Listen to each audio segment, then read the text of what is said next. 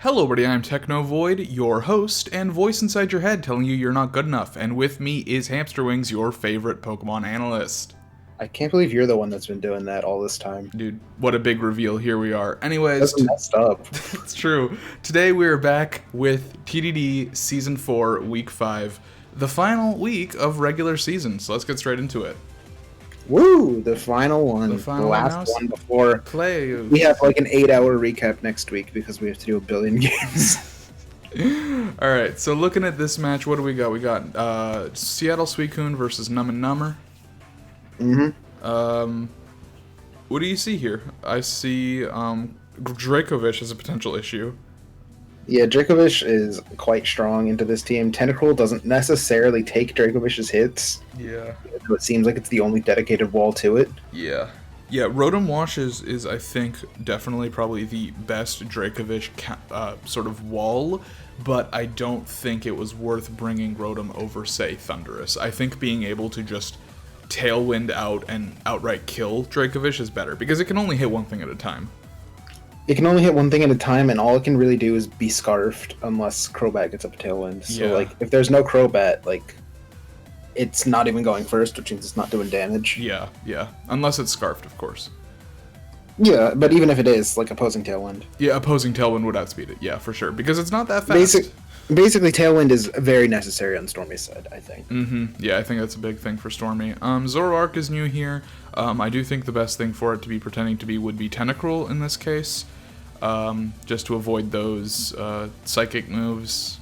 If anything, like, having it be a Tentacruel will make it not a priority target from Fish's Friend. That's, yeah, pretty much what I was thinking. It's just, like, you don't want to attack the Tentacruel. The Tentacruel's never, like, the primary target, especially for something like Dracovish. Yeah. Alright, anything else? Mega Venusaur actually, like, not that threatening here. It gets broken by a lot of the things on Stormy's team. Yeah, a lot of good flying and psychic type move users here. Both Zebstrika and Umbreon coming off the bench. One for better, one for worse. Alright, let's see how it goes. Leading off with Venu and Crobat. Okay, so Crobat coming out early. Hopefully getting that Tailwind up. Although, Shaman's also here. Yeah, if anything, what Stormy probably wants to do here is delay her own Tailwind in case Crobat gets it up, but he goes straight for the Brave Bird. Brave Bird takes a bunch of damage from recoil there, and she goes straight in for the double on the Venusaur. Yeah, doubles into Venusaur, taking it out. Actually, a pretty good turn, I would say. Pretty good turn for Stormy there. Yeah, and that is a extrasensory fast Tentacruel. So here comes in Dracovish. So at this point, I'm pretty sure OJ knows that that's Zoroark. Yeah. And thus takes it out. And yeah, getting Tailwind up there would have been pretty big because Crobat can now get up Tailwind, no problem. And the thing appears to be Scarfed. Yeah, it's definitely Scarfed. Yeah, so that's not great. And there's a Tailwind now. The Toxic is going to help out a little bit, but like... It's too slow. It's too slow to deal with Dracovish. Yeah. Here we have a Mega Aggron, luckily getting rid of that weakness. So Fish's Wren, surprisingly, not actually doing that much, despite Tentacruel not being that physically tanky. The Sludge Bomb not doing anything there. I'm not sure why Sludge Bomb went into Crobat. Maybe expecting a switch into Lele, potentially. Hard to say. But at least Crobat's gone now, which is nice. In comes Umbreon. Fish's Wren gonna take out Tentacruel, which is not good for Stormy. Having Tentacruel would have been good. The Heal Bell there gonna recover from the Toxics. That's not great. High Horsepower does do a decent bit, though, thanks to the crit. Without the crit, that would not have been a 2-hit kill. Now it is. Yeah. I don't think she's running Protect on Thundurus. Yeah. Or Mr. Mime? No, I think she is on Mime. Okay, well, if that's true, then Mime should have come out there. Mime should have come out there and protected. Yeah, I mean, probably. But here it is now. In comes Zebstrika, and the Overheat is going to do honestly, not that much, but then again, I guess that's because Zebstrika sucks. It's a Zebstrika, yeah. Yeah. Going for Shadow Ball, I don't know why. It's not Stab. Yeah. I mean, her only stab move, I believe, is the Dazzling Gleam. No. She doesn't have Dazzling Gleam No, on she this? doesn't have Dazzling Gleam. She has Expanding Force. Definitely run Dazzling Gleam. I recommend it against it. I think you need it. I recommend it against it just because so little on OJ's team is weak to it. Anyway, it's really unfortunate not kill there on the Lele. Mm-hmm. Had it killed the Lele there, I honestly think she could have potentially won that out. Depends on what Umbreon was carrying. I don't see how mine was killing Umbreon without Dazzling Gleam. That's true. I'm trying to remember. I mean, mine loses regardless because it had Life Orb. Yeah, that's true. Yeah. Yeah, another expanding force to take out the Zebstrika, and then with it would have come down to that versus Umbreon. Anyways, honestly, despite Stormy making a couple of mistakes, I think this was still a pretty good match for her. Yeah, I think she played fine. I think she played fine. I think it really just was the inability to get up a Tailwind early, and just having the Scarf and the opposing Tailwind just really just letting Dracovish wreck shop without much recourse. As you mentioned, not using Protect there was probably not great, because last week we gave her some flack about running Protect when she was ahead, but the thing is she was very much not ahead here. She was very much in a losing position, and she needed to regain that. Yeah, there was one more turn of Tailwind. You needed to Protect. Yeah, you basically needed to make sure that thing was not tailwinding and scarfed. And I want to say this for OJ. I hope this doesn't come off as mean-spirited because it's not intended that way. With OJ's team, I'm always sort of slightly worried about like heaping on too much praise, because I feel like one of OJ's bigger problems is that he plays more confidently than he should a lot of the time with his teams. So I don't like to like give too much praise, but I do want to say OJ this season has been playing, a lot better than he did last season. For sure. I mean, with this, he made it into quick ball playoffs, which, I mean, really, really great showing compared to last season where he didn't win any matches. Basically, I think the things that I would take away from this match are Stormy needs to understand momentum a little bit more, which I don't think is a hard hurdle to overcome. I think she can do that, no problem. Yeah. She's had seasons in the past where she's done it perfectly fine. Mm-hmm. And I think part of this team is making it hard for her, which I understand. Yeah. And as for OJ, he's offensive to a fault. Yeah. Which is, quite frankly, abusable. Mm-hmm. So if there's anything to take away from this season as a whole, it's don't let yourself be abused by people who know that pure offense is coming. Yeah. I mean, there's time for this next week in the wrap up. But sure. Yeah, just basic thoughts on that. Next up, we've got Feanor versus Whiskey. Now, this is a great match. I like this one. Yeah, this match was a lot of fun. Maybe one side more than the other. Yeah. The main thing on Team Preview is that Cordelia is coming off the bench, and there is no better time against a rain team. Oh, yeah, for sure. No, having Storm Drain against things like Swampert, Urshifu, Pelipper, it's great here. Still has to be careful because Swampert and Urshifu both have checks to it on their own. Uh-huh. But it does shut down water moves regardless, which is really good. Yeah. And Articuno coming back after quite some time. Yeah, Articuno, love to see it. You won't for long. How do you feel about Rotom Heat here? I think Rotom Heat maybe should have been Kartana. It is Kartana, too. Oh, Kartana is there. He was hiding. Yeah. Maybe should have been Scrafty then? Potentially, yeah. I could see I don't Scrafty know. being I don't think Rotom Heat is the worst here. For sure. I do think that maybe there were better options. Yeah. Maybe a Scavalier even.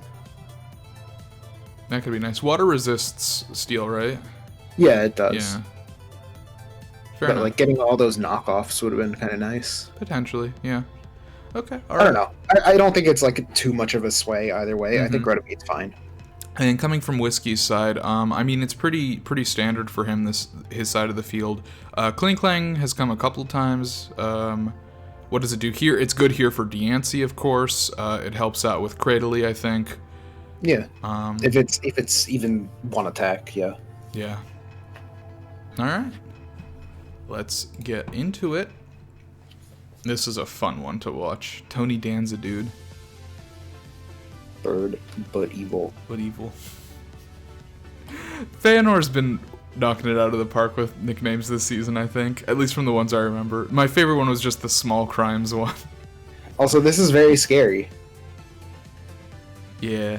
This bird is ready to go. This bird has a lot of special attack. And now he's ready to go home. Now he's dead. Very unfortunate there. Good play from Whiskey, though. I would say that is assessing the threat. Yeah, for sure. Yeah, and in comes this thing to take a Diamond Storm. Unfortunately, Galvantula is not going to take one of those super well. Which is, it's good that it got rid of Articuno when it did. A big play there, but having Jellicent still on the field and losing your main Thunder user is kind of rough. If it were me personally here, I definitely would have never gone for Waterfall. Just because Diancie is also weak to ground moves and Credilli could always come out. But that was such a really good turn on Feanor's part. Yeah, bringing the Credilli there and getting the burn off. I mean, this Swampert is dead. Swampert has been removed from the game. It is dead in the water. And then the red card says, you're leaving, you're gone. And it flinches. Big cry. Going for Ancient Power here. I'm trying to remember what was there before. Pelipper, okay. Yeah, that makes sense. Fake Out is immune. Of course, it is a ghost type, so that's not going to work. Gear Grind, I mean, that's about as good of a turn, I think, as you're going to get on that Credilli, because you got to get rid of this Credilli right now. Taunting that thing, the Kling Clang, because it does have a history of using Ally Switch, getting the Omni Boost from Ancient Power. Not even important. Didn't matter at all because he left immediately. Yeah, the knockoff's going to be big there. That would have killed had he still had an item. Yeah, but luckily he got rid of his red card. Yeah, his red card was already gone, so Jellicent lives and gets to... Actually, it wouldn't have killed. No? Oh, okay. Strength also, Kling Clang, because of Clear Body, has become a permanent health pack for Jellicent. As long as it's in, yeah. That's crazy. Overheat going to do very, very little here. Overheat just in general into this team feels kind of strange. I mean, I guess it's nice for Kling Clang, but... Yeah, but he eject packs into Kartana, which actually gives him a super good position here. If anything, I would attack Pelipper here, personally. I think he does. Kartana. And yeah, just great play. Great play. Feanor really coming back with it. I'm scared to fight him. Knowing that Swampert literally can't damage Kartana because of its burn. Yeah, that was just really, really great targeting. Yeah, and so going for the protect there. Yeah, that's a fair enough. I mean, he's free to just keep hitting that slot until... But now Kling Clang is on the field, so he knows that Ally Switch could happen. And there it is. Does not predict it, understandable. Yeah, it's always such a call to go for the Ally Switch to predict it. Yeah. I think one way or another you lose Kartana there if you get it wrong. So I mean, it's a 50-50 play. Yeah. Now this is a bit rough here, but luckily it does take out the Urshifu. But you are 1-for-1ing on that if a Kling Clang is on the field. Right. But at the same time, he doesn't need Diancie for anything else. Yeah, I mean, at this point, it is Jellicent's game. Feanor's resource management in this game was fantastic. It was very nice. I mean, at this point, Jellicent can do anything it wants. Yeah, Jellicent can't be killed anymore. Yeah, it will not die, and anything it strength saps, it will go to full. Look at that. Just 27% from a wild charge. From a wild charge. And then there's the burn. And then Kling Clang goes down to burn. Yep. Which was caused by your boy Jellicent. Oh my god, truly. Truly. And then, protecting the microwave here from, I guess, a rock-type move. Not rock-type move or the water-type move. Yeah. Either works. And strength sap. And he's going to take all his health back. Darkest Lariat, you ain't doing enough. Just the wildness of a Darkest Lariat and a knockoff just not killing. The burn. Luckily just living with one. Yeah. And just Jellicent just does not go down. Just what a star player in this match. Truly. Yeah. And then everything's at 1%. Yeah, and then he switches to Rotom Heat to preserve. Yeah, and just gonna strength up because why the fuck not? Just back up to full. This Jellicent cannot be stopped. Yeah. And that is the match. I mean, talk about some great plays from Feanor in this match. He really came into his own second half of the season. I really don't think Whiskey played that poorly at all. I think Feanor just read every turn except for the ally switch. Except for the one ally switch. That was all he missed in the whole match. Yeah, I mean, I remember last season thinking like Feanor was playing quite well, and then the season started, and I was like, Feanor's not doing that well. I thought he was better, and it's like, no, he's actually very good. He just needed some time to figure out what the hell his team was. Yeah, I think he adapted to his team over the season so well. We had a really short season, but had this season been any longer, Feanor, I think, would have totally overcome his early like misgivings and like shot himself up to the top of the rankings if there were a couple more weeks. Yeah, I mean his last half, which the season's really short. Yeah, but like 3 weeks, 2 or 3 weeks, he nailed it. Yeah, I think he really nailed it. Yeah, I mean, it was just solid, just really solid. Yeah, just really understanding his win cons, as you said there, with the Diancie coming in, killing that Urshifu, even though it knows it's going to die. But you're right, he didn't need Diancie after that anymore. So you might as well just make sure Urshifu goes down so it can't kill Jellison. Yeah, and no matter what he killed there, he was 1-for-1ing with Diancie, and he always got a kill. Like, no matter what came in. Yeah, I think that was a great match. Honestly, from both players. We haven't been talking about how Whiskey played, but I think Whiskey played well too. He just got outplayed. Yeah. I think he did need to save Galvantula was the big thing. Yeah. Because losing Galvantula on turn 2 was pretty rough. Because you really do need 2 strong hits going into Jellison to kill it. And next up, last 4 quick, while we have Sutra Seekers versus the Front Facers. What do you think here? I think Crustal's here. I do think Crustal's here. Crustal's very nice. Getting Stealth Rocks is pretty nice. Surprised to not see Alchemy again. Alchemy is pretty consistently a good Pokemon, but... Yeah, Post has had Alchemy the whole season, and he's not brought it. Yeah. But at the same time, what he's been doing has been working. Yeah, he is 4-0 at this point. Usually, I mean, Charizard comes to every match. I think Gastrodon comes to every match. And I think Zeraora may have missed 1 match. I don't remember. Yeah, Lapras has surprisingly come to every match. Yeah, Lapras has been at every match. Lapras has come to more matches than Garchomp and Melmetal. Yeah, it's true. Egg leaving out his S tier, which is totally understandable. Yeah, you don't really want Celesteela into this. Yeah. The only Celesteela that could even hope to put in work is like a Meteor Beam one, which loses to the rest of his team. Yeah.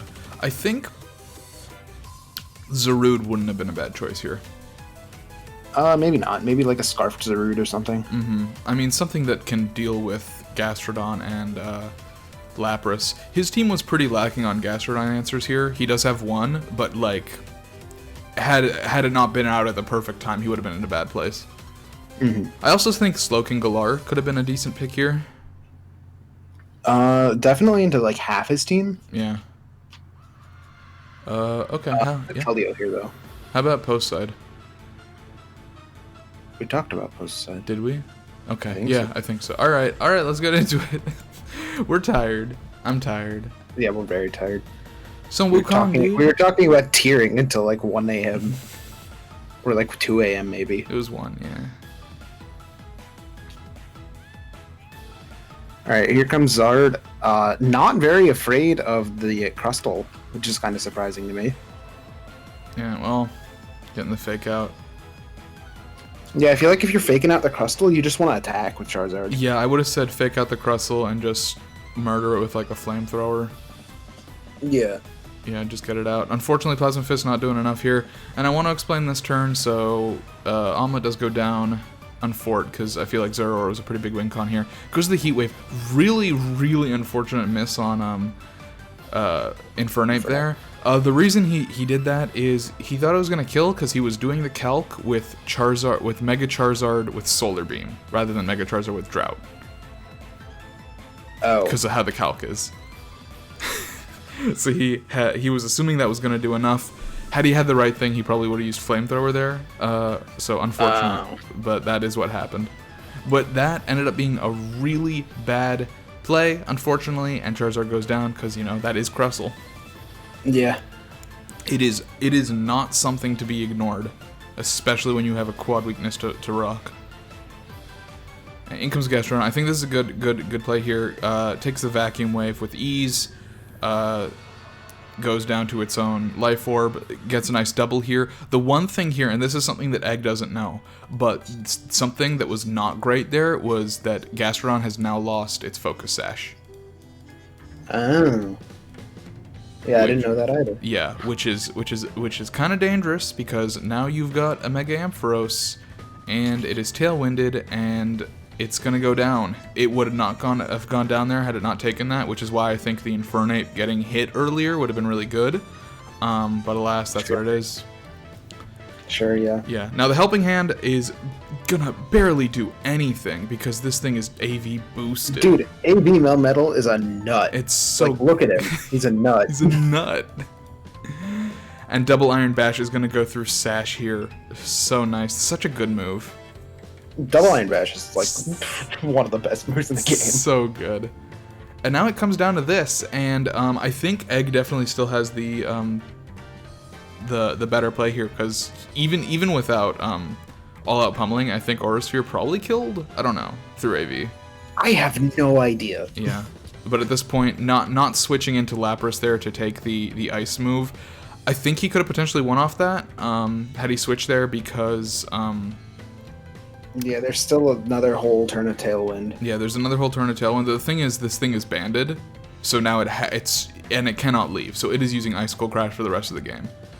Yeah. So I think, even still. Yeah, I think with the appropriate switch there into Lapras, he could have potentially lived long enough to finish the Tailwind and then come back in with Garchomp.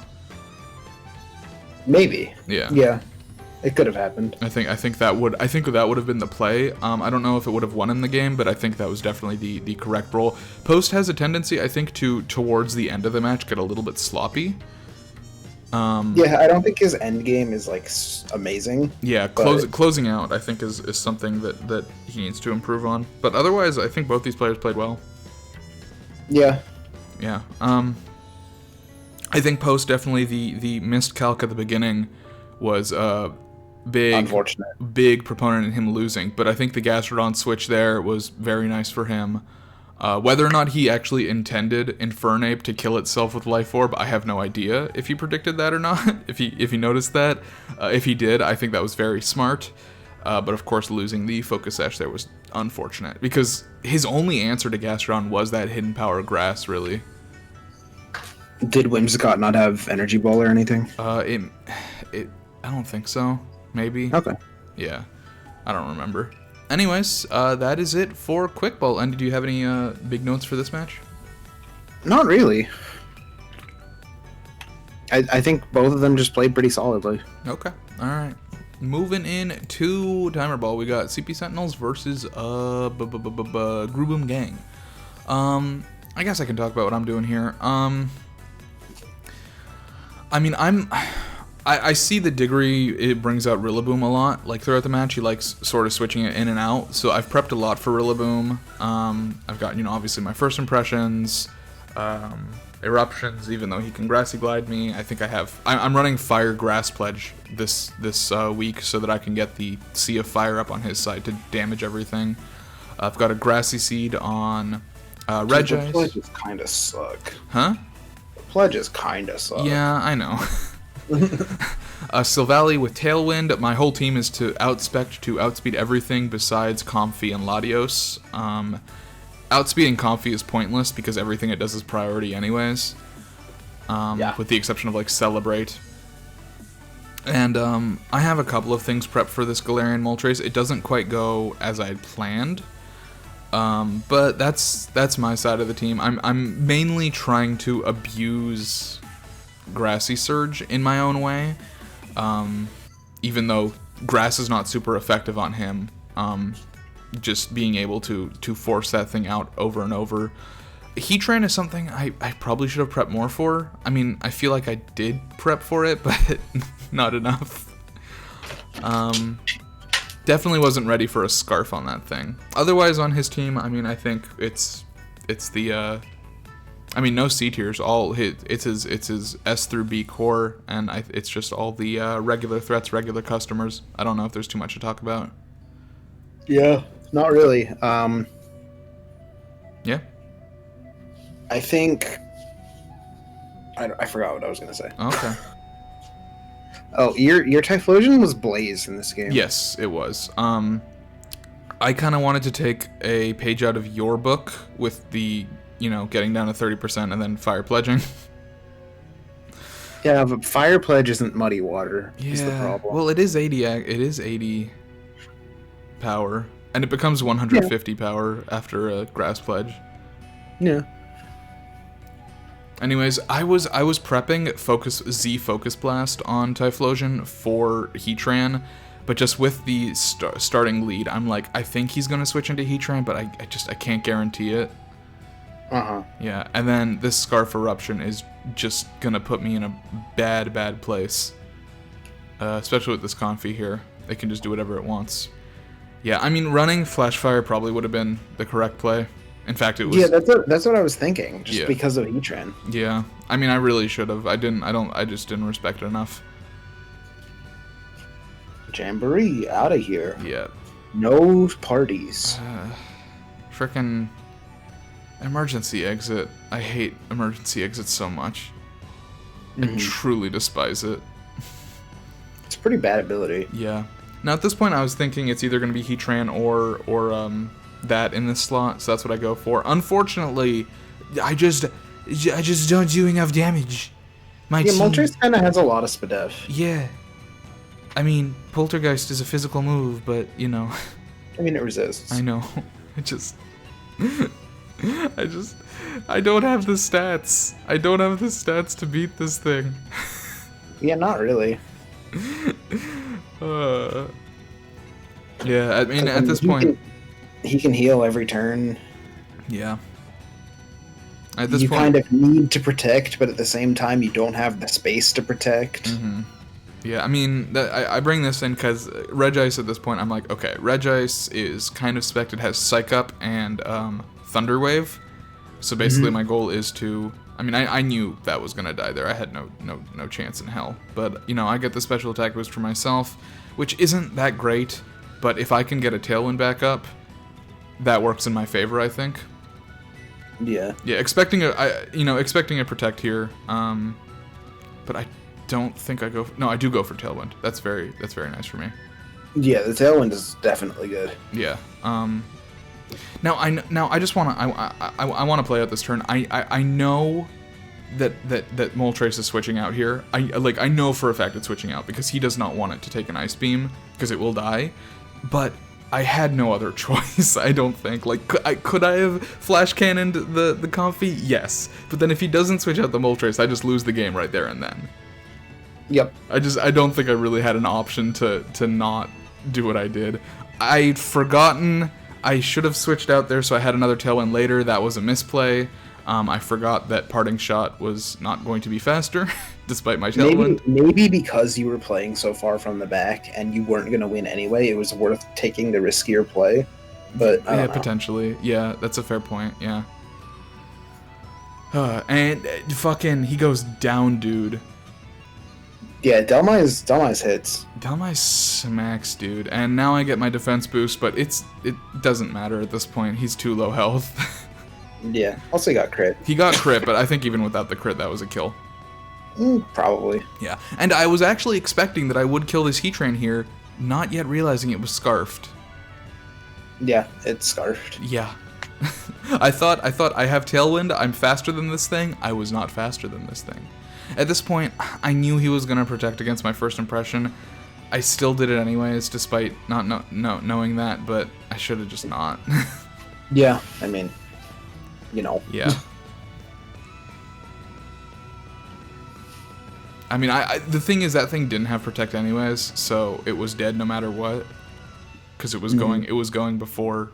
Had I used Drill Run and High Horsepower, it still would have died. And that's the game. Yeah. Any notes for me on this match? Anything big I can take home?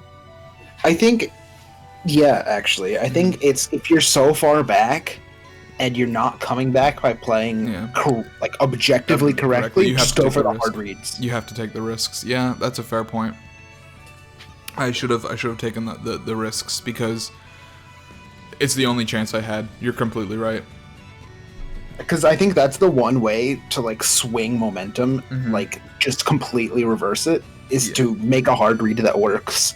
Yeah. And since you're in the position that like playing normally and safely, you're not going to win anyway. Yeah. Just go for it. Yeah. My mindset was I just wanted to bring my mindset was I had already understood prior to the match starting that I was going to lose. I was just trying to keep the differential as low as possible, so I figured playing safely will help me like not lose too badly, but you're completely right that I just needed to play more dangerously than I did. Just because playing safely wasn't going to get me anywhere. So that is a completely fair point.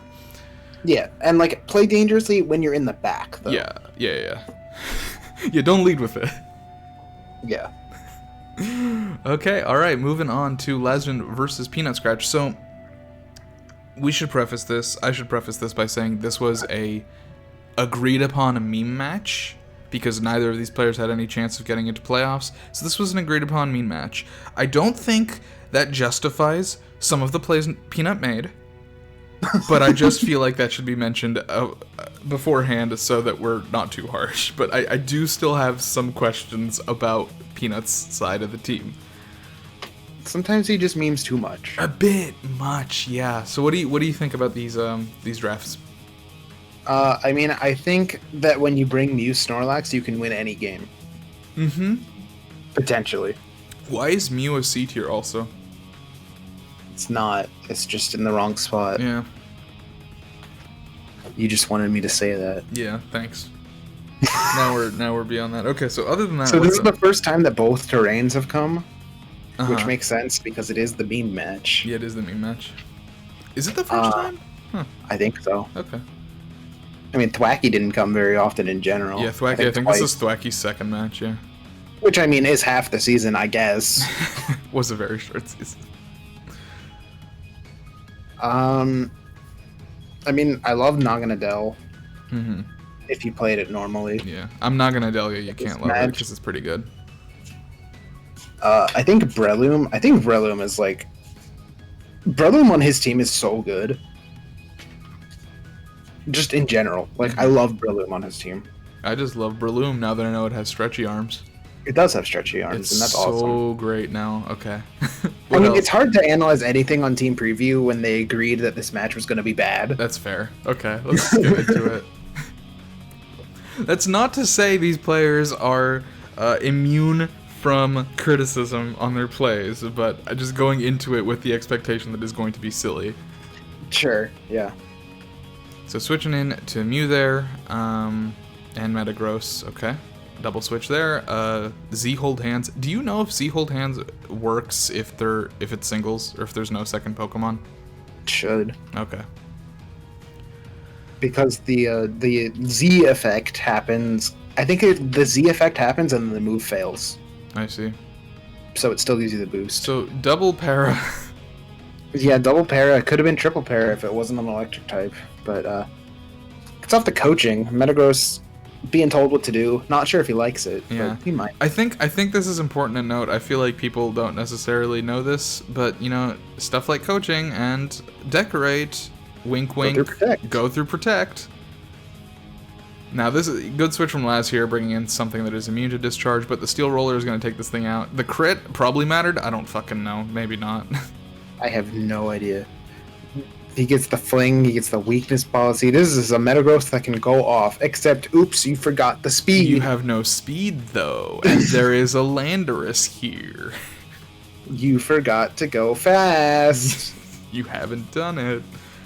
Yeah, the EQ is gonna just bring these boys down. He is gonna get to take out that thing with an Ice Punch, but you're not living another turn, though, because here's the thing, you're not fast. Yeah, you might have wanted to set up a Tailwind with Mew if it had it, but I don't think it did. Yeah, let's switch here. The ally switch bullet punches into the Mantine, which I don't think would have done anything. Yeah. It's actually beneficial for him that the ally switch happened. Yeah, well, the water absorb wasn't great, but yeah.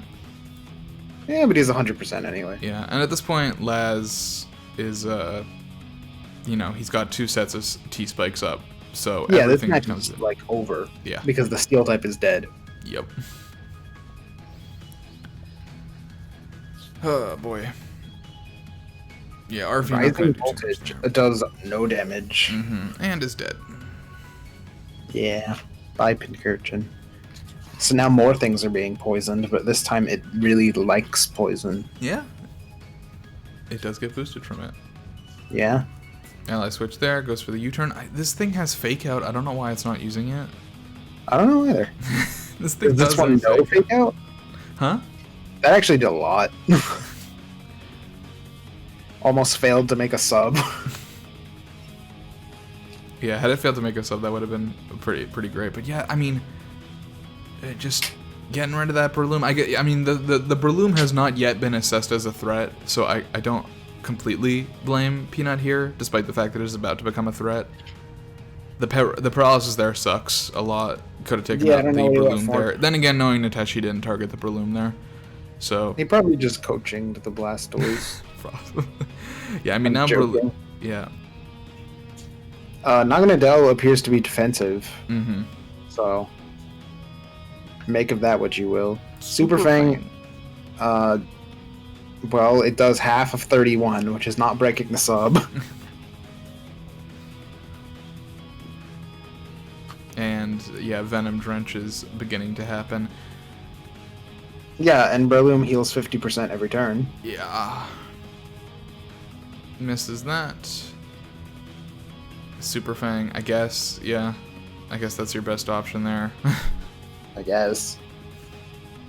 But now, you have Fake Out on your side of the field. I mean, it's not going to be good against a sub, but still. No, but you could take out Naga here. Yeah. Or not. You could just U-turn. U-turn it, bring in Snorlax for the first time. Mm-hmm. Power Up Punch. Okay, so now, Peanut, you see that it has Power Up Punch, and that it is healing 50% every turn, and it is using substitutes. I understand that Naga is doing what it's doing, but I want you to consider that it is tanky and paralyzed, and you can switch out after it's dead. But regardless, I don't think Nitesh has enough turns to win the game anymore. Yeah, I mean, yeah, he's just toxic. Uh-huh. I think this is a poor assessment of the threat. Potentially, yeah. I mean, because I think Snorlax, I mean, against Mantine it's rough, but I think Snorlax did potentially have a chance here after a switch to, if Breloom was dead, to take out Probopass and Mantine. But I think as long as Breloom is here and at full health behind a sub, boosting its attack over and over and over, I think the match is over. Sure. Whereas I think Snorlax would have potentially still been a possible win con, even if it would have been really, really close. Yeah. Yeah, now the Mantine is like scarfed or something, so... Yeah, I mean, I don't know why Thwacky isn't just grassy gliding the Mantine or something to get an extra differential point. Bring back Snorlax. But here's the thing, Snorlax is gonna die now. Yeah, because this punched. This Breloom has a lot of attack. Yeah. The Rat God, dude, it has no speed. And yeah, there goes Snorlax. See it. That was the last win con, I think. Yeah, now it's gone. Yeah. And Mew is incapable of doing anything. Now this is a good time to fake out. You'd think that would have been a good time to fake out, but I mean, I guess with the other Pokemon being Mew, what were you gonna do anyways? Super Fang? Yeah, I mean. So at that point, there wasn't much choice. Did it even know Fake Out or Grassy Glide? What, the Thwacky? It definitely had Fake Out. I don't remember if it had Grassy Glide. Okay. But it definitely had Fake Out. I just didn't use it. 0.29% speed. And paralyzed. Yeah, that is the slowest cat embryo I've ever seen in my life. Yeah, he's real slow. Anyways, that's the end of the match. Any thoughts on this one? No, Okay, all right. they fair tried enough. to be funny, and I mean it was funny. It was funny. The Landorus Therian had Fling with TR overheat, so you know I mean that's the tech. that's To be the fair, tech. That's the tech right there. I'm right here on this video talking to you, but there I was also on the Landorus, so you never know. Anyways, why would you want knockoff when you could just have a base 130 power move? exactly. All right, let's talk about this one. I have a lot to say about this match when it actually happens. Okay, but give me the rundown before it actually happens. I mean, on team preview, all I want to do is, I mean, first of all, my team shuts down Porygon 2 almost entirely if I play not like an idiot, but unfortunately I play like an idiot. I don't think I said words in that sentence. Probably not. My team is built to shut down Porygon 2 very easily, unless I play like really dumb, and I do play really dumb. Mm-hmm. Moltres is kind of my Hail Mary switch into the dumb Mawile to get it burnt. Mm-hmm. But of course, I can just have Rock Slide instead. Yeah. Smeargle is like actually like the annoying Pokemon he's supposed to be in this match with just Spore Spam. Mm-hmm. I haven't run that at all this season because it's so tryhard. But yeah. Weavile is really important to me this match. My whole end game is I want Banded Adamant Urshifu and Specs Modest Inteleon to just kill everything at the end of the game after I presumably get rid of Porygon. Mm-hmm. Or knock it off. And that's what I want. Okay. For Steven, definitely a good choice not to bring Giratina. Mm-hmm. I think my team kind of beats it. Yes. Very hard. Agreed. Blastoise is pretty decent into my team, but I also have a lot of spread. Just in Inteleon and Sylveon. Mm-hmm. Porygon 2, obviously. My team is weak to Trick Room, so I know it's going to be running that. Grimmsnarl. Grimmsnarl, I mean, it's a great pick, just always, because you never really know what it's going to do. Mm-hmm. What's Scorch here for? No idea. Okay. Maybe Durant. I think he said he was ready for Durant, and then Durant wasn't here. I see. Okay. And then, I mean, Vileplume is Vileplume. Vileplume is Vileplume. And it's just pretty good. Yep. So tell me when you need me to pause. Alright, so at this point, I'm in an amazing position. This is awesome for me. Because I can guaranteed fake out on that thing, because it's slower than Weavile. And then it gives me a free Spore on that dumb duck. And I'm like, yeah, this is fantastic. Now I can knock off the duck, because there's no way he's getting a first turn wake. It just doesn't happen. And then that thing reveals Scarfed, and I'm like, alright, that's okay though, because I slept it this turn. Knock off the Porygon, that's fantastic for me. And then it gets the first turn wake. Yeah. So I'm like, alright, well, guess I should have just taunted, but he got the least likely wake-up turn. But whatever. Like, at this point, I'm like, this is winnable. I can do this. He does double into Mawile, which is incredibly bad for me. I want Moltres to be a switch into Mawile, not already here when Mawile comes out. Mm-hmm. Smeargle is getting slower, which I guess is alright. I don't think it matters too much. Yeah. I do Protect there, and then Smeargle goes down to his Sash. Yeah. As expected. Yeah, and then he dies, which I was hoping his minus speed would be enough to go, but it didn't work. Yeah, it wasn't slow enough. I figure he is gonna protect Mawile here, because why wouldn't you? Mm-hmm. But I'm gonna fake out it in case, and then I'm gonna target the other slot with Moltres. Yeah. Gives me a Mystical Fire on the Blastoise, which doesn't really do anything. And then this is the biggest brain thing I've ever done in my life. I bring an Inteleon here because I know he's going to Rock Slide. And I'm like, this is going to put me in Torrent range and give me the end game that I want. So I get to 28%, which is almost perfect Torrent. And I'm like, yes, dude, this is perfect. Now I just sack Weavile and we good.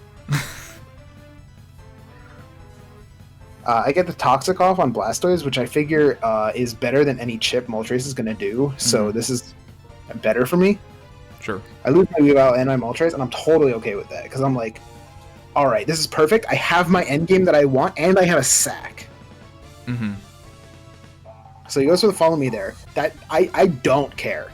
I'm gonna Muddy Water here, missed out on the roll on Mawile, which could have killed. And I want a U-turn here, because since Mawile didn't die, I need my sack. Mm-hmm. So Sylveon is my sack. Goodbye, Sylveon. Bye. And now I'm like, alright, I used my sack. This is perfect. I'm in a winning position right now. Yeah, that's true. A Muddy Water here is gonna... You can pause the game and be like, well, hang on, it's 6-2. This isn't a winning position. This is a winning position. This is a winning position. These two Pokemon are very strong right now. Alright, so basically I've done the calcs already at this point. Almost everything dies, and it's almost all guaranteed. Keyword being there, almost. Most of the rolls are in my favor, but there are a lot of rolls. Yeah. So this turn happens. Blastoise goes down to the Muddy Water, and I kill them all while through its Protect. Yeah, because Urshifu is like that. Yeah.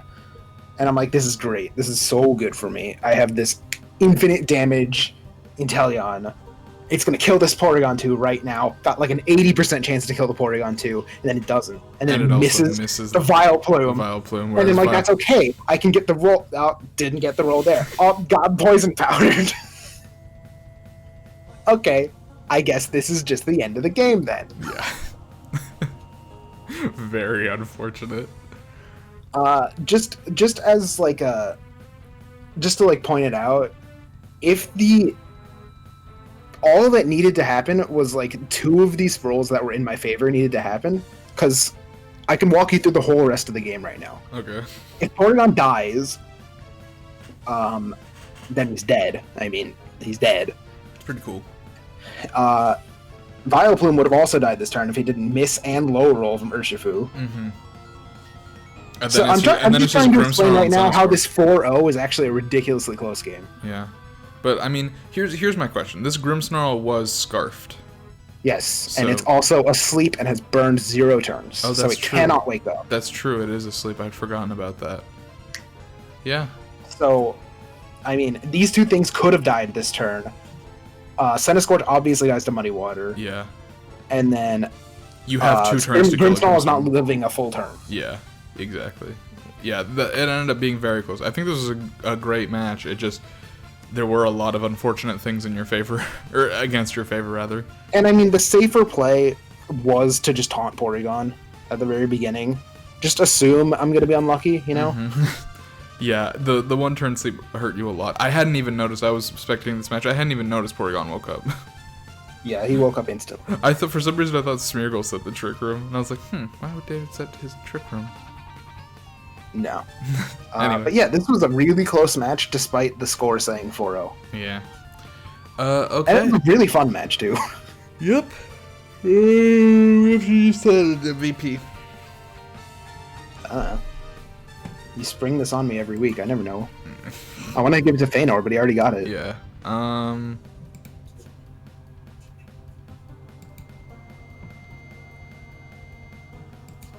Have we given it to, Post or Egg? I have no idea. Okay, Let's see. Diggory got it, Steven got it, Feanor got it, and Enemy Ship got it. Nobody got it, so... Yeah. I guess not. Yeah, I mean, I think it comes down to OJ or Egg, probably. I mean, Whiskey, potentially, also, but yeah.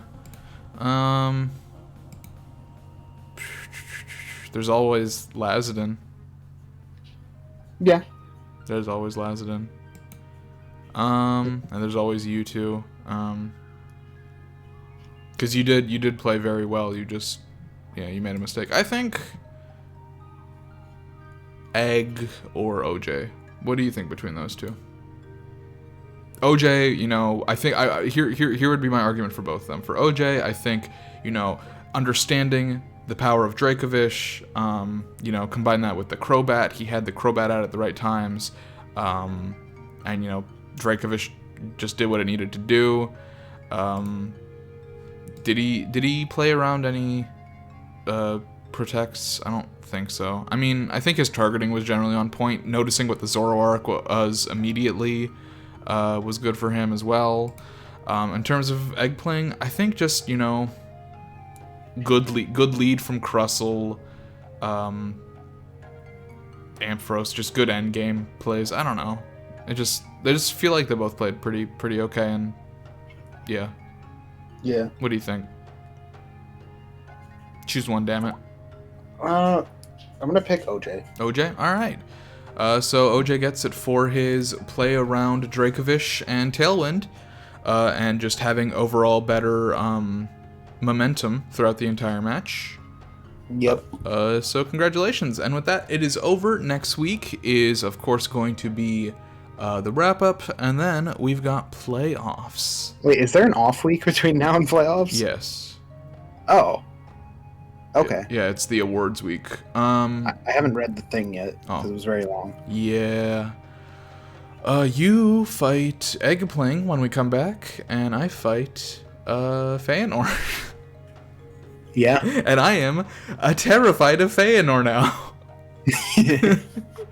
Alright, I've been Technoboy, this has been Hamster Wings, and we'll see you in the next one. Bye-bye. Woo! See ya.